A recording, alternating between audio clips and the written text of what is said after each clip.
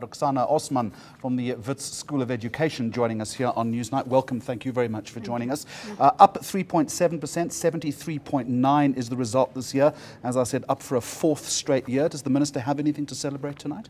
Well, let me begin by first congratulating the class of 2011 and particularly warm congratulations to teachers who supported the students through the matric exams.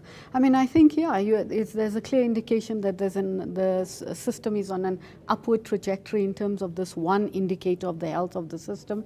And let's be clear, matric is just one indicator of the overall health of the system. So I think, Are we too hung up on these percentages and perhaps not focusing on the quality of the passes that we're getting? For instance, let's look at mathematics. I didn't catch the science pass rate, but mathematics I think was a 54% pass rate. Right. That's still not good enough, is it? Yeah, I mean, I think you're absolutely right. We're far too hung up on the percentages and looking at increase year by year, fixating on the percentage. But the quality of the pass remains the key question, and not just quality of the passes in gateway subjects, but general quality of passes across all subjects. Remains a crucial issue. But the fact that we're on an upward trajectory does suggest that maybe we're on the right path towards getting those kind of things right. I'd like to believe that, absolutely, I'd like to believe that. Why do we do so badly in maths and science?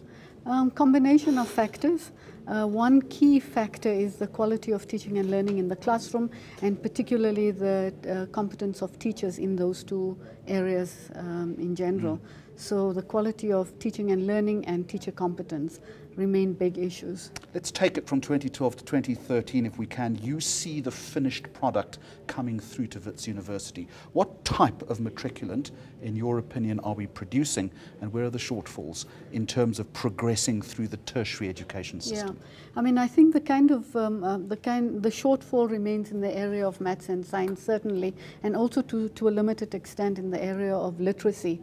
What we're seeing is students who in the main can cope with university education but are not able to reach the demands of areas like engineering and health science and even humanities for that matter, lacking in numeracy and literacy skills. But of course this is not true for the full population of students who come into Wits University. One's talking about a percentage of students who come in. Let's look at the provinces very quickly if we can. We don't need to talk about the Western Cape and Gauteng on top of the list again, but the Eastern Cape, an improvement up to 61%, Limpopo I think up to 66%.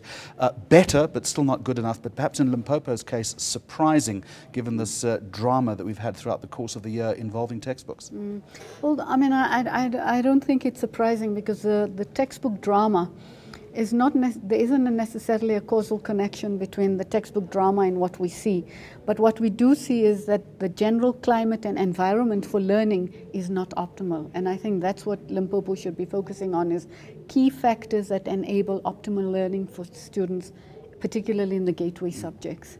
This extraordinary statement that the Minister made, it's harder to pass matric now than during apartheid. What do you make of that?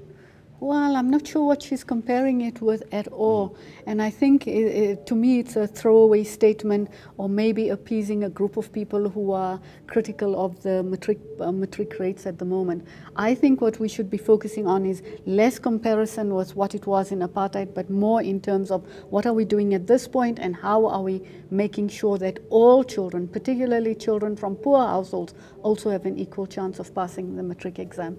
Thank you very much for the assessment, Ruksana Osman from the Wits School of Education.